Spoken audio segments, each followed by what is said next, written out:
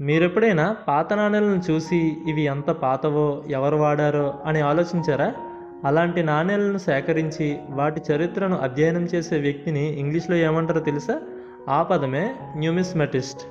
అయితే అసలు ఈ న్యూమిస్మెటిస్ట్ అంటే ఏమిటి? ఈ వీడియోలో మనం సింపుల్గా అర్థమయ్యేలా తెలుసుకుందాం. సో దీనికి మనం డెఫినేషన్ చూస్తే, ఏ పర్సన్ హూ కలెక్ట్స్ కాయిన్స్ అని.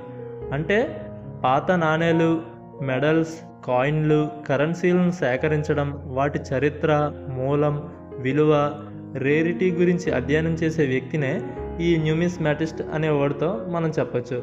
కేవలం నాణేలు మాత్రమే కాకుండా పాత నోట్లు కానీ, టోకెన్స్, లేదంటే మెడల్స్, ఇవన్నీ కూడా అధ్యయనం చేస్తారనమాట. ఈ నాణేల ద్వారా మనకు రాజుల కాలం, లేదంటే అప్పటి ఆర్థిక పరిస్థితి, సంస్కృతి అన్నీ తెలుసుకోవచ్చు.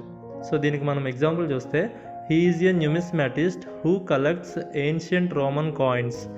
అంటే అతను పురాతన రోమన్ నాణేలు సేకరించే నాణేల సేకరణకర్త అని అర్థం. వీడియో నచ్చితే లైక్ చేయండి. ఈ వీడియో ఎవరికైనా యూజ్ అవుతుంది అని అనుకుంటే వాళ్ళకి షేర్ చేయండి.